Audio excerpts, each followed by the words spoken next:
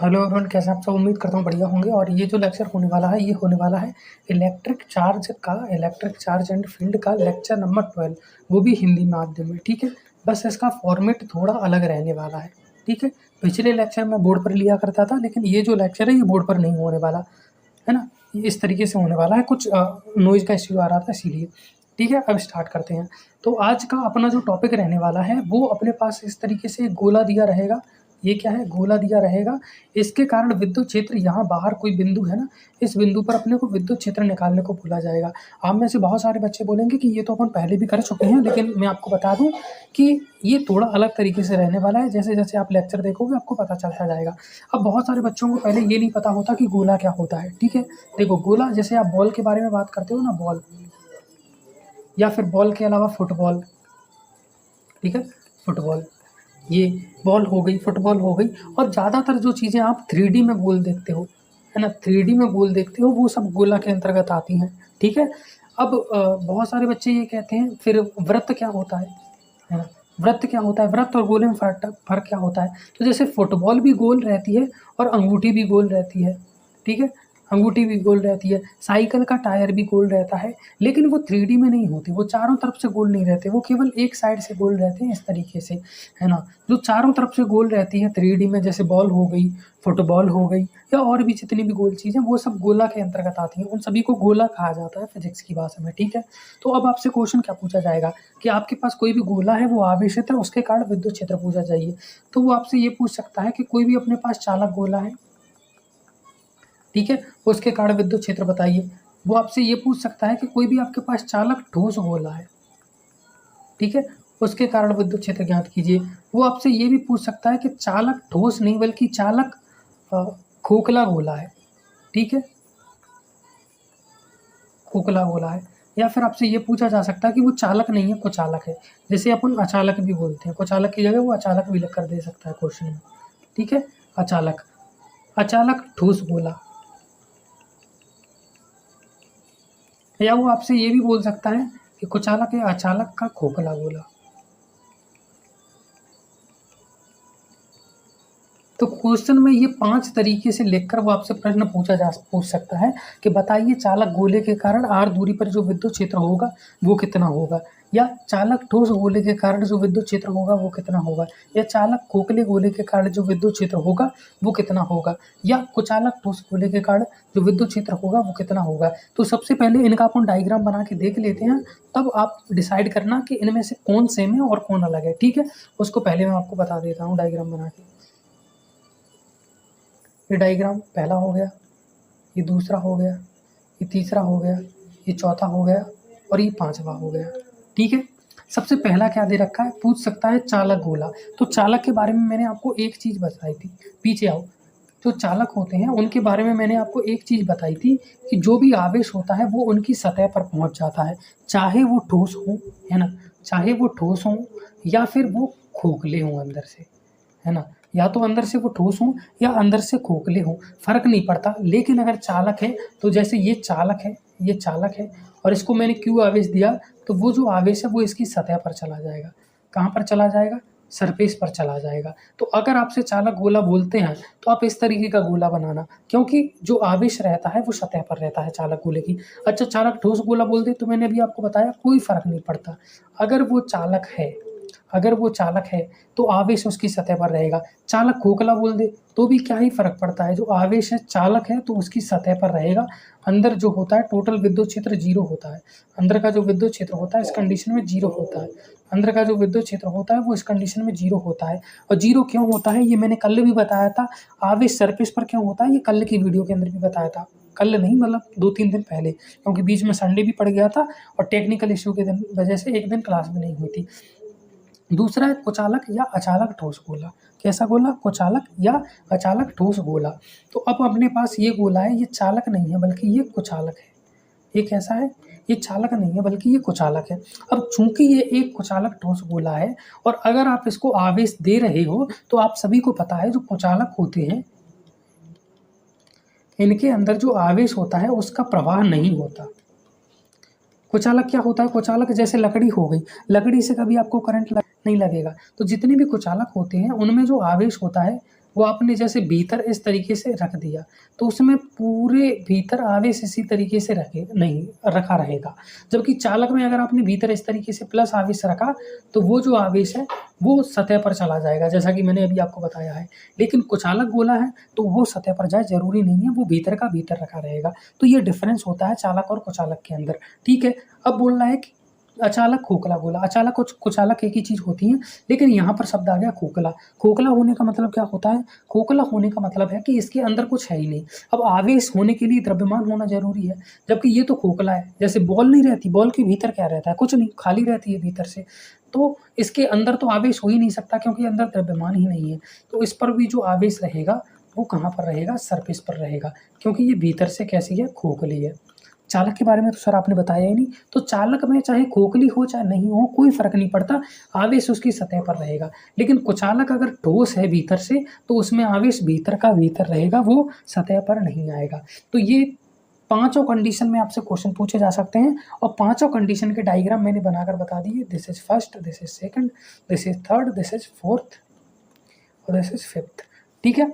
अब यहाँ पर आप अगर गौर से देखोगे तो पहला डायग्राम, दूसरा डायग्राम, तीसरा डायग्राम और चौथा डायग्राम ये ऑलमोस्ट सेम है, बिल्कुल सेम है। ये इसकी सतह पर आवेश है, यहाँ पर भी सतह पर आवेश है, यहाँ पर भी सतह पर आवेश है और यहाँ पर भी सतह पर आवेश है।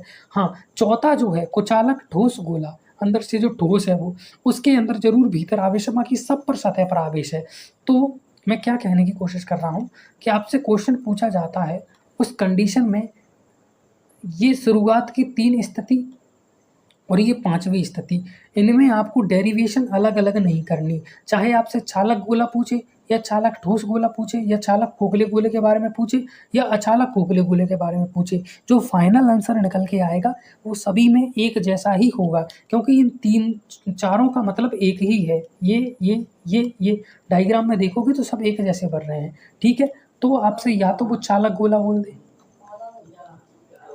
है ना, चालक गोला बोल दे या अचालक बोल दे, पर अचालक है तो वो खोखला होना चाहिए, अचालक है तो खोखला होना चाहिए। लेकिन अगर जो चालक है वो ठोस भी हो और खोखला भी हो, कोई फर्क नहीं पड़ता। मैंने बताया ना, चालक गोला है, चालक ठोस गोला है, चालक खोखला गोला है, अचालक जो है वो खोखला होना चाहिए। अगर अचालक ठोस हुआ तो उसके भीतर भी आवेश चला जाएगा, ठीक है। तो इस कंडीशन में अगर आपसे पूछता है कि इस कारण से जो ऐसे गोला बना दिया अपन ने, है ना, ये गोला बना दिया, इससे आर दूरी पर जो विद्युत क्षेत्र है वो कितना होगा। तो अगर आपसे क्वेश्चन पूछता है कि इससे आर दूरी पर विद्युत क्षेत्र कितना होगा तो उसको देख लो, ठीक है।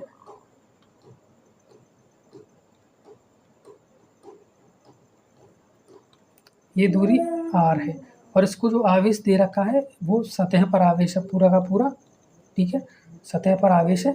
और आवेश की जो वैल्यू है वो कितनी है? आवेश की जो वैल्यू है वो है Q, ठीक है। अब यहाँ पर इस बिंदु पर मान लीजिए आर दूरी पर आपसे विद्युत क्षेत्र पूछेगा तो आप किस तरीके से निकालोगे, ठीक है। तो इसके लिए अपन क्या करेंगे, इसके लिए अभी तक अपन गॉस की प्रमेय लगाते आ रहे थे। ये बच्चों को नहीं पता गॉस की प्रमेय क्या होती है, वो पुराने लेक्चर जाकर देख ले। तो गॉस प्रमेय के अंदर अपन ने क्या देखा था कि इसको लगाना है तो आपको एक पूरी तरीके से बंद पृष्ठ चाहिए होगा, पूरी तरीके से। तो अपन क्या करते हैं, यहाँ पर एक बंद पृष्ठ ड्रॉ कर लेते हैं, ठीक है।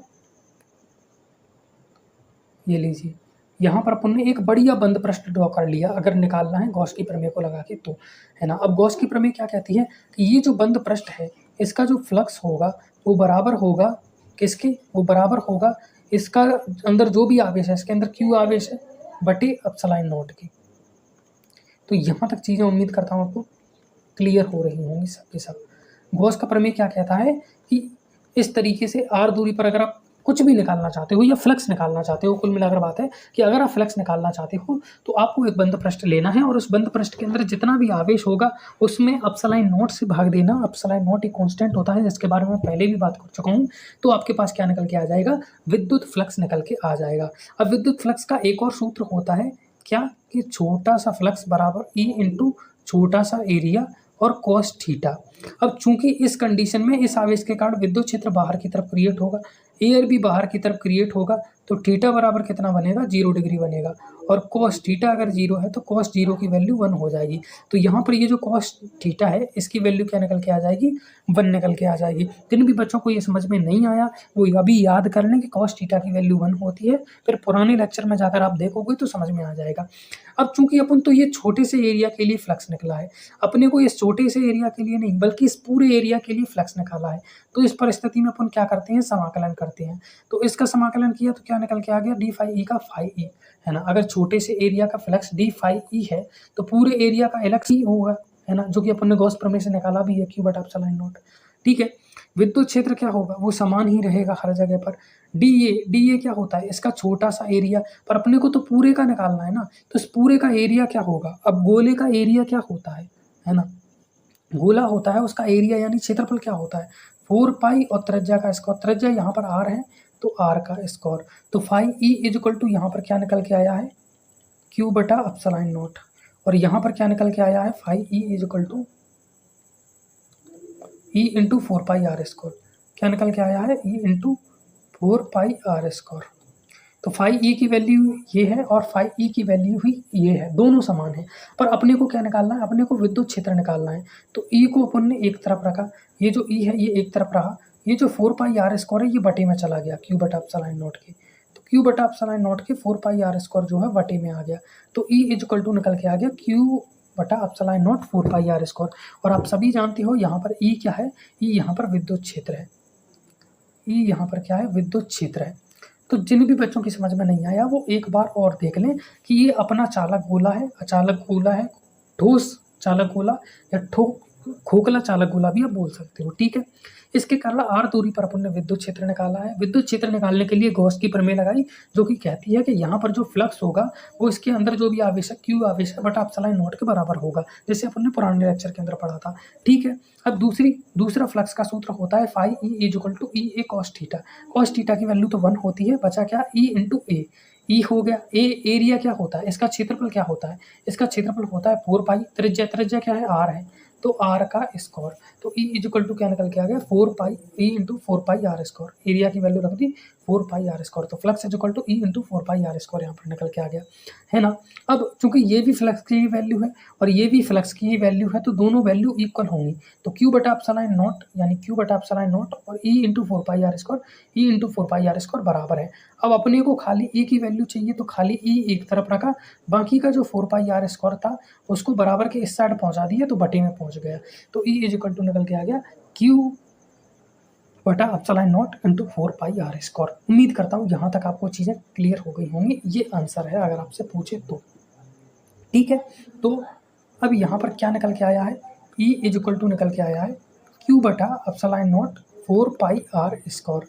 और ये क्या है, इस गोले से आर दूरी पर क्या है, गोले से आर दूरी पर विद्युत क्षेत्र निकल के आया है, गोले से आर दूरी पर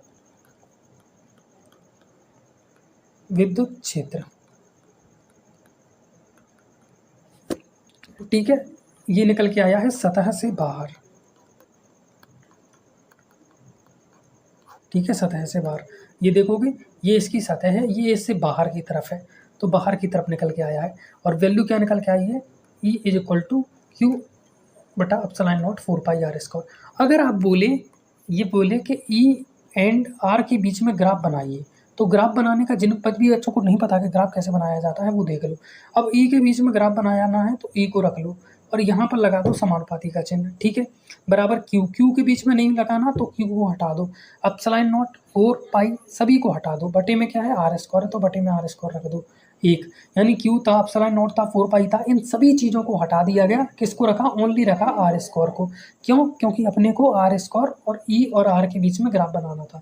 तो निकल के आ गया E is in proportional to R square, है ना। अब जब इस तरीके से कोई इन प्रोपोर्शनली होती है तो उसका ग्राफ कुछ इस तरीके से बनता है, ये हो गई ई, ये हो गई आर, और जो ग्राफ बनता है वो बनता है कुछ इस तरीके से, इस तरीके से। यानी जैसे जैसे दूरी बढ़ती जाएगी विद्युत क्षेत्र का मान कम होता चला जाएगा। ठीक है, अब आगे बढ़ रहे हैं थोड़ा सा आगे बढ़ते हैं। अब अभी तक तो अपन ने निकाल लिया गोले से बाहर।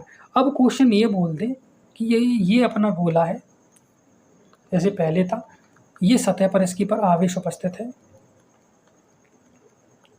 ये सतह पर आवेश उपस्थित है, बोल रहा है कि सतह पर ही विद्युत क्षेत्र कितना होगा। ये केंद्र से r इसकी त्रिज्या हो गई, ये मान के चलिए r इसकी त्रिज्या हो गई, तो सतह पर विद्युत क्षेत्र कितना होगा। तो मैं जानता हूँ कि आप इसको निकाल लोगे, इसीलिए आप एक बार निकाल के खुद से ट्राई भी कर सकते हो। रही बात मेरे लिए कि मैं निकाल के बताऊँ तो कोई बात नहीं। फ्लक्स का सूत्र होता है गॉस प्रमेय से। अब अंदर टोटल कितना आवेश है इसमें, q आवेश है ये, बटे एप्सिलॉन नॉट, और D phi E is equal to क्या होता है, E into D A cos theta. आप सभी जानते हो कॉस थीटा की वैल्यू यहाँ पर 1 हो जाती है, तो D phi E is equal to क्या निकल के आ गया, ई इंटू डी ए निकल के आ गया। अब पूरा फ्लक्स निकालना है, ये तो छोटे से एरिया इतने के लिए हो गया, पूरे के लिए निकाला तो फाई ई निकल के आ गया, और ई विद्युत क्षेत्र कॉमन होता है बाहर निकल के आ गया। डी ए छोटा सा एरिया, अपने को ये पूरा एरिया निकाला तो कितना निकल के आया 4 पाई, और त्रिज्या क्या है r, तो r का स्क्वायर, तो phi E is equal to निकल के आ गया E into 4 pi R square. अब अपने पास दो वैल्यू निकल के आ गई यहाँ पर फाई की, पहली तो फाई ई की ये वैल्यू निकल के आ गई, दूसरी फाई ई की ये वैल्यू निकल के आ गई, है ना। ये जो पहली वैल्यू निकल के आई है ये निकल के आई है अपनी गॉस प्रमेय से, और ये जनरल सूत्र से, जनरल फॉर्मूला से निकल के आई है। चूँकि ये भी फाई ई है ये भी फाई ई है तो दोनों बराबर होंगे, तो ये हो गया q बटा एप्सिलॉन नॉट, ठीक है, और ये हो गया e into 4 pi R square, ठीक है। अपने को तो खाली e चाहिए, तो q बटा एप्सिलॉन नॉट अपन ने ये रखा, सर e के साथ यहाँ पर गुणा में 4 पाई आर स्क्वायर भी था तो इसको बटे में पहुँचा दिया 4 पाई आर स्क्वायर, तो यहाँ पर क्या निकल के आ गया e is equal to q बटा epsilon not 4 pi R square, ठीक है। तो थोड़ा सा पीछे चले जाते हैं यहाँ पर, तो ये कहाँ पर निकल के आया है, सतह से बाहर निकल के आया है। इसको थोड़ा सा मिनिमाइज करते हैं, ठीक है, ये हो गया। अब E इज इक्वल टू क्या निकल के आया, q बटा epsilon not 4 pi R square, तो E इज इक्वल टू क्या निकल के आया, q बटा epsilon not 4 pi R square, यहाँ पर r क्या है, त्रिज्या है, ये निकल के आया है। और ये क्या निकल के आया है, गोला जो है उसकी सतह पर, उसकी सतह पर यानी सरफेस पर निकल के आया है। अब मान लीजिए धीरे धीरे त्रिज्या बढ़ती है ना, अगर त्रिज्या को अपन बढ़ाते हैं गोले की त्रिज्या को, तो उसके कारण जो क्रिएट हो रहा विद्युत क्षेत्र है उसमें क्या परिवर्तन आएगा। तो E एंड R के बीच में ग्राफ बनाइए, यहाँ पर R क्या है, गोले की त्रिज्या है, याद रखना, है ना। और यहाँ पर ये जो स्मॉल r थी ये क्या थी, यहाँ पर r थी दूरी कहाँ से, केंद्र से, है ना। अगर आप देखोगे तो केंद्र रहा, ये केंद्र से दूरी थी जिस बिंदु पर निकाल रहे हैं, जबकि ये त्रिज्या है। हालांकि इसको भी आप केंद्र से दूरी भी बोल सकते हो क्योंकि ये भी है, पर अगर आप इसको त्रिज्या बोलोगे तो ज़्यादा अच्छा रहेगा, ठीक है। बाकी कुछ भी बोल लो, आपकी मर्जी, उससे कोई फर्क नहीं पड़ता। अब E और R के बीच में अगर आप ग्राफ बनाओगे, E और R के बीच में अगर आप ग्राफ बनाओगे, है ना, तो अगर धीरे धीरे अगर त्रिज्या बढ़ती जाती है किसी गोले की, तो जो विद्युत क्षेत्र है उसकी मात्रा में कमी होती जाएगी। क्यों, क्योंकि E is equal to q बटा epsilon not 4 pi R square था, यहाँ पर भी E is equal to q बटा epsilon not 4 pi R square है, तो दोनों बिल्कुल सेम निकल के आए हैं। बस यहाँ पर दूरी ज़्यादा थी तो उसको स्मॉल r से दर्शा दिया, स्मॉल r से दर्शा दिया।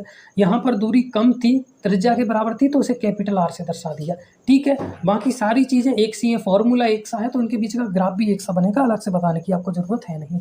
देख लो, जैसे ये फॉर्मूला है वैसे ये फॉर्मूला है, तो जैसे ये ग्राफ बनेगा वैसे ही यहाँ पर इसका ग्राफ बनेगा 1 बाय कैपिटल R स्क्वायर, ठीक है। ओके, तो यहाँ तक समझ में आ गया। अब ये पूछ रहा है सतह पर, ठीक है। अब मान लीजिए आपसे ये पूछ लिया कि ये वही गोला है और वही अपने पास q आवेश इसको दे दिया अपन ने, क्या आवेश दे दिया, q आवेश अपन ने इसको दे दिया। अब पॉइंट ये है कि आपको निकालना है, इसकी त्रिज्या तो ये है r है, आप सभी जानते हो त्रिज्या तो ये है r है, लेकिन अंदर आपको निकालना है r डैश दूरी पर, इसको r डैश दूरी बोल देता हूँ, ठीक है, r डैश दूरी, या फिर r दूरी बोलना चाहो तो r दूरी बोल दो, आपकी मर्जी, जो भी चलो। देखो फिजिक्स में आप कुछ भी अपने हिसाब से मान सकते हो, कोई दिक्कत नहीं रहती, बस दो चीज़ें सेम नहीं होनी चाहिए कि आप त्रिज्या को भी स्मॉल r मान के चल रहे हो और इसको भी स्मॉल r मान के चल रहे हो, इनको दोनों सेम नहीं मान सकते, क्योंकि आप सभी जानते हो ये वाली जो दूरी है ये कम है और ये जो त्रिज्या है ये बड़ी है, तो दोनों को अलग अलग मानना पड़ेगा ना। आप 25 को 50 नहीं कह सकते, 25 अलग है 50 अलग है। तो ये स्मॉल आर अलग है और कैपिटल आर अलग है। ये त्रिज्या है और ये दूरी है।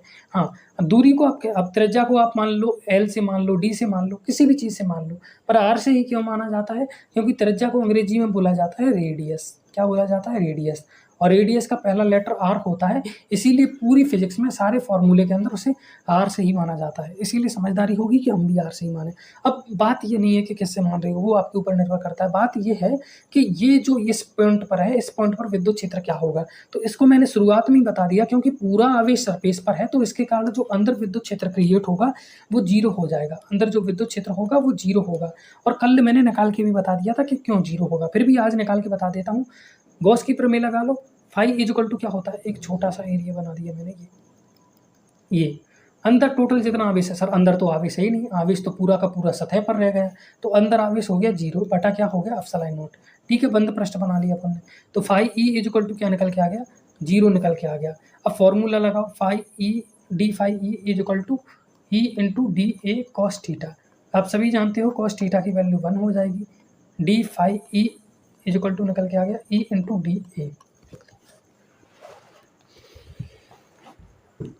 अब आपको क्या कर देना है? समाकलन कर देना है। तो फाई ई यहाँ पर निकल के आ गया, विद्युत क्षेत्र बाहर निकल के आ गया। चूंकि त्रिज्या आर डैश है तो इसका क्षेत्रफल निकल के आएगा गोले का 4 पाई आर डैश का स्क्वायर, है ना। मैं इस त्रिज्या की बात कर रहा हूँ, ये छोटे वाला गोला जो अंदर बनाया है ना गाउसियन पृष्ठ, उसके बारे में बात कर रहा हूँ। तो क्या निकल के आ गया? 4 पाई डैश स्क्वायर। तो ये भी फाई ई की वैल्यू है और ये भी फाई ई की वैल्यू है। अब दोनों को बराबर कर दो, तो ये हो गया जीरो और ये हो गया ई 4 पाई आर डैश का स्क्वायर। तो विद्युत क्षेत्र कितना निकल के आ गया? इसको अगर इधर पहुंचा दोगे तो जीरो ही हो जाएगा। तो विद्युत क्षेत्र यहाँ पर जीरो निकल के आ गया। जिनको समझ में नहीं आया वीडियो को रिवाइंड करके एक बार और देख ले, अंदर विद्युत क्षेत्र जीरो होगा। ठीक है, तो देख लो ये कहाँ पर निकल के आया? गोले से बाहर। ये गोला है, इससे बाहर ये जो आर दूरी है उस पर। ये कहाँ पर निकल के आया? ये जो गोला है इसकी ये जो सतह है, सतह के ऊपर निकल के आ गया। अब पूछ रहे हैं गोले के अंदर कितना निकल के आएगा? तो गोले के अंदर निकल के आएगा जीरो, जो कि अपन ने निकाल दिया। ठीक है, जीरो है तो और ज़्यादा इसके बारे में जानने की ज़रूरत नहीं है। अगर आपसे ग्राफ बनाने को बोलेगा कि ई एंड आर के बीच में ग्राफ कैसा बन रहा है, तो ई एंड आर के बीच में ग्राफ ऐसा बनेगा, ये रहा कि अब आप दूरी को कितना भी बढ़ाता चले जाओ, विद्युत क्षेत्र की वैल्यू कितनी रहेगी? जीरो ही रहेगी। ठीक है, ये पॉइंट जीरो को दर्शाता है। ठीक है, जीरो को दर्शाता है। अब इनका कंबाइंड ग्राफ बना देता हूं मैं। ठीक है, जो आपसे एग्जाम में पूछा जा सकता है, कंबाइंड ग्राफ, मिला हुआ ग्राफ या फिर मिश्रित ग्राफ बना देता हूं यहाँ पर। ठीक है, अब देखो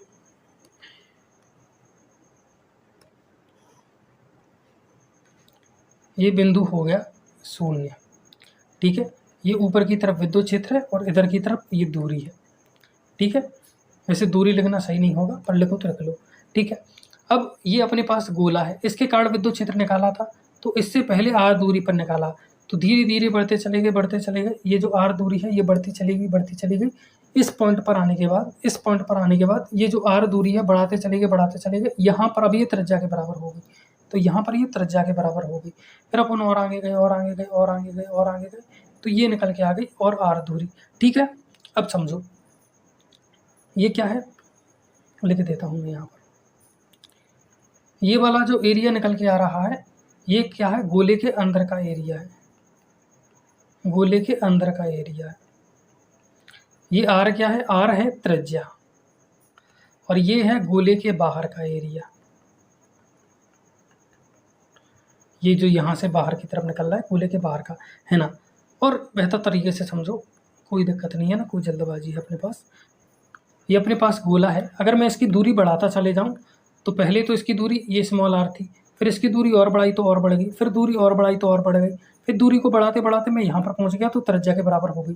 तो पहले दूरी इसको आर डैश मान के चल रहे थे गोले के अंदर, फिर त्रिज्या पर पहुँच गए तो ये आर हो गई। अब फिर इससे बाहर निकलेंगे तो इसे आर दूरी मान के चल रहे हैं। ठीक है, ऐसा ही मान के चला था, अभी मैंने आपको 3 बार करवा के बता दिया। ये अंदर आर छोटी आर मानी थी, सरफेस पर त्रिज्या मानी थी कैपिटल आर, और बाहर दूरी जो मानी थी वो आर डैश मानी थी, आर डैश लिख दो यहाँ पर। ठीक है, अब कंबाइंड ग्राफ बना दो। क्या कि जो अंदर था, अंदर कितना था? लाल वाले से बनाता हूँ। अंदर तो विद्युत क्षेत्र जीरो था, अंदर तो विद्युत क्षेत्र की वैल्यू 0 थी, तो अंदर विद्युत क्षेत्र बना दिया 0। लेकिन लेकिन लेकिन यहाँ पर थोड़ा सा पीछे आओ, है ना, अंदर तो विद्युत क्षेत्र 0 था, लेकिन जो सरफेस था, ये सतह पर था, सतह पर विद्युत क्षेत्र का कुछ मान था, क्या था, Q/ε0 4 pi capital R square, ये सतह पर ही निकल के आया था ना, सतह पर विद्युत क्षेत्र का कुछ मान था। तो सतह पर विद्युत क्षेत्र 0 नहीं होगा, सतह पर विद्युत क्षेत्र का कुछ मान होगा, मैं उसको E से दर्शा देता हूँ। सो सतह पर क्या है, विद्युत क्षेत्र 0 नहीं होगा। अब और आप सतह से बाहर चले जा रहे हो, अंदर विद्युत क्षेत्र 0 था, सतह पर आ गए, सतह पर विद्युत क्षेत्र E है। अब सतह से आगे जा रहे हो, तो सतह से आप अगर आगे जाओगे तो विद्युत क्षेत्र घटता चला जाएगा, जो कि ग्राफ पीछे बनाया भी है, ये देखो। अब धीरे धीरे अगर आप दूरी को बढ़ाते चले जाओगे सतह से बाहर, तो जो ग्राफ है वो घटता हुआ चला जाएगा। ठीक है, तो ये पॉइंट आपकी समझ में आ गया होगा। तो ये कंबाइंड ग्राफ बन के निकल के आ गया।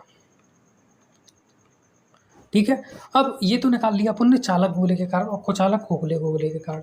अब अपने पास गोला दे रखा है, वो कुचालक है, और कुचालक होने के साथ साथ वो ठोस भी है। ठीक है, अंदर से भरा हुआ भी है। तो अगर मैंने ये गोला ले लिया इस तरीके से, तो इसके अंदर प्लस आवेश भरा हुआ रहेगा इस तरीके से। ठीक है, और ये जो आवेश है ये एक समान रूप से भरा हुआ है, ऐसा नहीं कि कहीं पर ज़्यादा हो गया कहीं पर कम हो गया, एक समान रूप से वितरित आवेश है।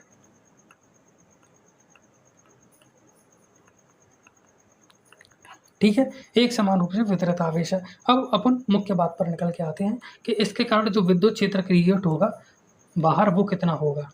तो देख लो, बाहर के बारे में बात करता हूँ।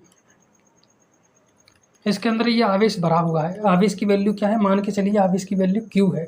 तो इसके बाहर अगर अपन निकालना चाहेंगे इस बिंदु पर, तो क्या बनाएंगे, गाउस की प्रमेय लगाएंगे, और यहाँ पर ये एक बंद पृष्ठ तैयार कर लेंगे, जैसे अपन ने पहले तैयार किया था। बाहर एक बंद पृष्ठ तैयार कर लिया। अब सर फ्लक्स क्या होगा इसका, गाउस प्रमेय के अनुसार अंदर कितना आवेश है, Q बटे में ε0 निकल के आ गया। ठीक है, और जो फॉर्मूला था फ्लक्स का, जनरल फॉर्मूला, उससे निकालोगे तो D ए ई कॉस थीटा, फाई समाकलन करने पर अपन ने समाकलन कर दिया। ठीक है, तो डी फाई ई का क्या हो गया, फाई ई हो गया, विद्युत क्षेत्र ई रहा, है ना, जो छोटा सा एरिया था वो बड़ा एरिया हो गया, आर दूरी पर निकाल रहे हैं तो 4 पाई आर स्क्वायर निकल के आ गया। ठीक है, कॉस थीटा की वैल्यू आप सभी जानते हो 1 होती है, तो phi E is equal to ये निकल के आ गया। अब पहले वाले को और दूसरे वाले को बराबर कर दो, तो पहले में निकल के आया है Q/ε0, दूसरे में निकल के आया है E बराबर 4 pi E into 4 pi R square. ठीक है, इससे विद्युत क्षेत्र की वैल्यू निकल के आ गई Q/ε0 और मल्टीप्लाई में चला गया 4 पाई आर स्क्वायर।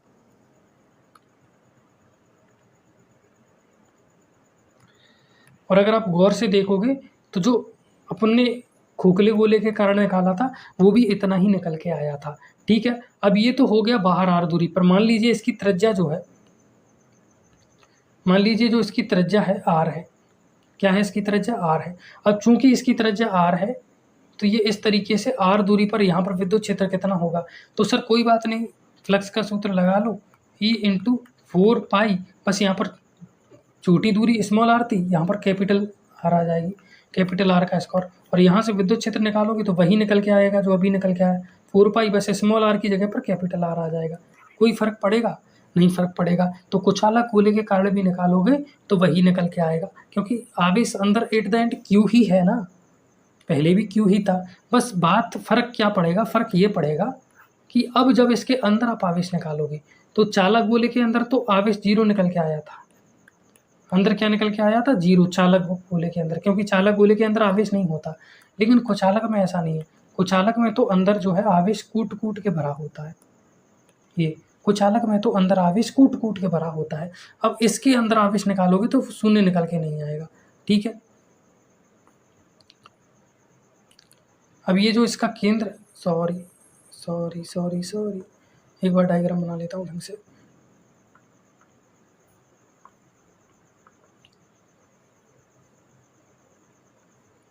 ठीक है, अपन निकाल लें इस तरीके से, इस बिंदु पर विद्युत क्षेत्र आर दूरी पर, स्मॉल आर दूरी पर, या फिर मैं इसे आर डैश दूरी भी बोल देता हूँ। ठीक है, आर डैश दूरी बोल देता हूँ।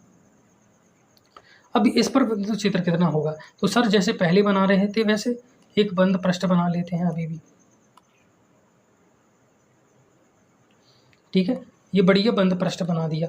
अब गाउस का फॉर्मूला लगाइए, phi E is equal to क्या होता है, क्यू बटा एप्सिलॉन नॉट, ठीक है।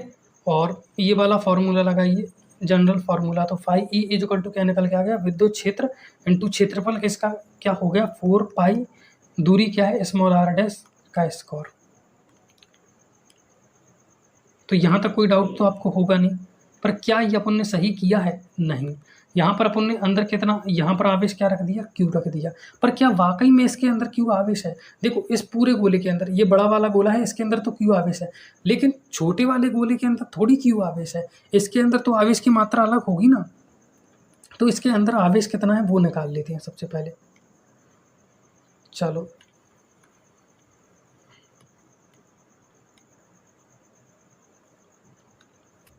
ठीक है, बाहर ये प्लस आवेश रखा हुआ है, अंदर भी इसके प्लस आवेश रखा हुआ है, सब जगह पर बराबर है।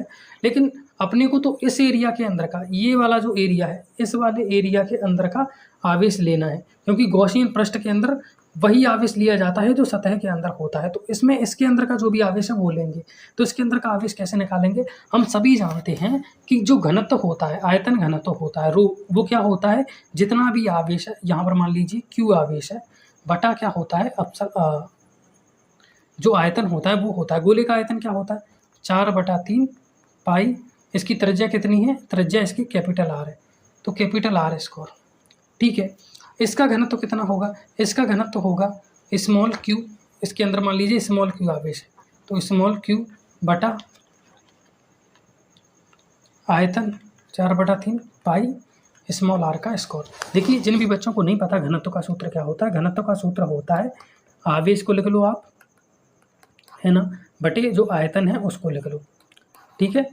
आवेश बटा आयतन कल की वीडियो के अंदर पढ़ाया था, रेखीय आवेश घनत्व, पृष्ठीय आवेश घनत्व, और यहाँ पर चूंकि गोला है 3D वस्तु है तो आयतन घनत्व निकाल रहे हैं। तो घनत्व में ऊपर आवेश आता है, तो इसके अंदर टोटल के अंदर मान लीजिए क्यू आवेश है, ठीक है, क्यू आवेश है, ठीक है। तो क्यू आवेश लिख दिया बटे आयतन, आयतन कितना है 4/3, इसकी त्रिज्या है आर, तो पाई आर स्क्वायर, ये आयतन होता है गोले का, आपको याद होगा, ठीक है। अब इस छोटे से गोले के अंदर कितना निकल के आएगा, छोटे से गोले के अंदर मान के चलिए क्यू आवेश है बटा 4/3 पाई, है ना, और इसकी जो दूरी है वो है स्मॉल आर, तो small R square, R dash मान के चल रहे हैं तो स्मॉल आर डैश का स्क्वायर। अपने को क्या करना है, अपने को क्यू आवेश निकालना है, तो अपन क्या करेंगे, क्योंकि ये दोनों घन बराबर है, घनत्व तो हर जगह पर बराबर ही रहता है ना। तो 4/3 पाई से 4/3 पाई कट गया, बचा एक साइड क्या कैपिटल क्यू, एक साइड क्या बचा स्मॉल क्यू, बटा आर डैश की घात 3, सॉरी यहाँ पर 3 आएगा, आयतन के अंदर 3 आती है घात, और यहाँ पर क्या है क्यू बटा आर की घात 3, दोबारा देख लो 4/3 पाई से 4/3 पाई कट गया, बचा क्या क्यू बटा कैपिटल आर की घात 3, इधर क्या बचा स्मॉल क्यू बटा स्मॉल आर डैश की घात 3। अपने को स्मॉल क्यू की वैल्यू निकाल ली है, तो जो कैपिटल क्यू हो गया बटे आर की घात 3 और आर डैश की घात 3 ऊपर मल्टीप्लाई में चली जाएगी, यहाँ से ये निकल के आ गया, ठीक है, पश्चांतर कर दिया, आर डैश की घात 3 इधर चलेगी क्यू के साथ मल्टीप्लाई में। अब देखो तो यहाँ पर ये जो स्मॉल क्यू अपन ने मान के चला है, यानी उसकी वैल्यू क्या निकल के आ गई, आर डैश की घात 3, आर डैश की घात 3 कैपिटल क्यू यानी इसके अंदर जो भी आवेश है वो बटा एप्सिलॉन, सॉरी बटा आर की घात 3, कैपिटल आर की घात 3, कैपिटल आर की घात 3, है ना, और एप्सिलॉन नॉट तो बटे में था ही, तो स्मॉल क्यू की वैल्यू ये रख दी अपन ने, तो ये निकल के आ गया, फ्लक्स निकल के आ गया। बस अब यहाँ पर क्या करना है, आपको बराबर कर देना, आपका आंसर आ जाएगा। इधर क्या है E into 4 pi R dash का स्क्वायर, और इधर क्या निकल के आया फ्लक्स आर डैश की घात 3 कैपिटल क्यू बटा एप्सिलॉन नॉट आर की घात 3, आर डैश की घात 2 से आर डैश की घात 3 कट गया, एक साइड क्या बचा खाली आर डैश बचा, घात 2 से 3 कट जाते हैं तो एक घात बचती है क्यू, बटे में क्या है एप्सिलॉन नॉट स्मॉल आर की घात 3, 4 पाई बटे में पहुँच गया तो 1/4 पाई आ गया, ठीक है। तो ई इज इक्वल टू क्या निकल के आया है, Q R dash 4 pi epsilon naught R की घात 3, क्या निकल के आ गया कैपिटल आर की घात 3। तो अब इसका मैं ग्राफ बना देता हूँ, कंबाइंड ग्राफ, किसके कारण निकाल के बता रहा हूँ, अचालक गोले का ग्राफ।